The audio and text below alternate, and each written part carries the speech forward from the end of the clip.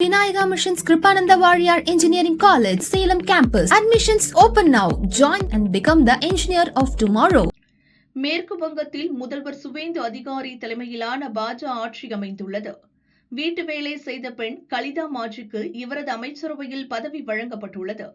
37 வயதான இவர் மேற்கு வங்க சட்டசபை தேர்தலில் பாஜ சார்பில் களமிறங்கி திரிணாமுல் காங்கிரஸ் கட்சி வேட்பாளரை 12,535 ஓட்டுகள் வித்தியாசத்தில் தோற்கடித்தார்.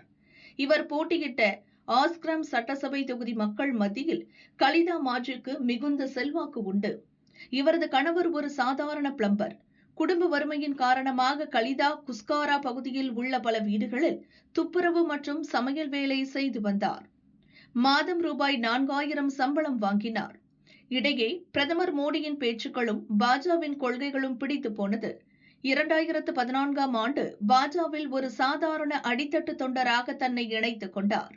வீடுகளில் வேலை செய்யும் நேரத்தை தவிர மற்ற நேரங்களில் கட்சியின் அனைத்து கூட்டங்களிலும் போராட்டங்களிலும் தீவிரமாக பங்கெடுத்தார்.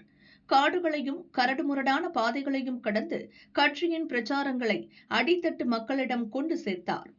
இவரது உழைப்பை பார்த்து பாஜ தலைமை கடந்த 2021 சட்டசபை தேர்தலில் இவருக்கு ஆஸ்கிராம் தொகுதியில் போட்டியிட வாய்ப்பளித்தது.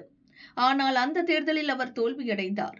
தோல்வியடைந்த பிறகும் அவர் சோர்ந்து போகாமல் மீண்டும் தனது வீட்டு வேலைகளையும் செய்து கொண்டு கட்சி பணிகளை தொடர்ந்தார்.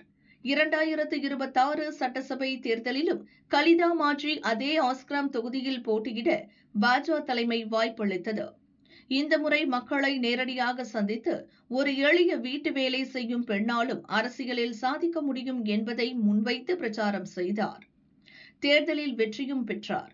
இப்போது அமைச்சராக பதவியேற்ற மகிழ்ச்சியில் பாஜ எம்எல்ஏ கலிதா மாஜி கூறியதாவது: வீட்டு வேலைக்காரியாக பணிபுரிந்த போதிலும் எனது பணிகளை செய்து கொண்டே அனைத்து பாஜ நிகழ்ச்சிகளிலும் கலந்து கொண்டேன். நான் எனது தொகுதி மக்களை பற்றி மட்டுமே சிந்தித்து வந்தேன். பின்தங்கிய மக்களுக்கு தண்ணீர் பற்றாக்குறை உள்ளது.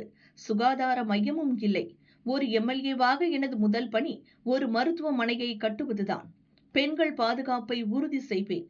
எனது தொகுதியில் வசிக்கும் மாணவிகள் பள்ளி மற்றும் கல்லூரிகளுக்கு சென்று வருவதற்கு காடுகளை கடந்து செல்ல வேண்டியிருப்பதால் அவர்கள் பல பிரச்சினைகளை எதிர்கொள்கின்றனர். தேர்தல் பிரச்சாரத்தின் போது ஒரு வீட்டு பணியாளரும் அரசியல்வாதியாக ஆக முடியும் என்று கூறினேன்.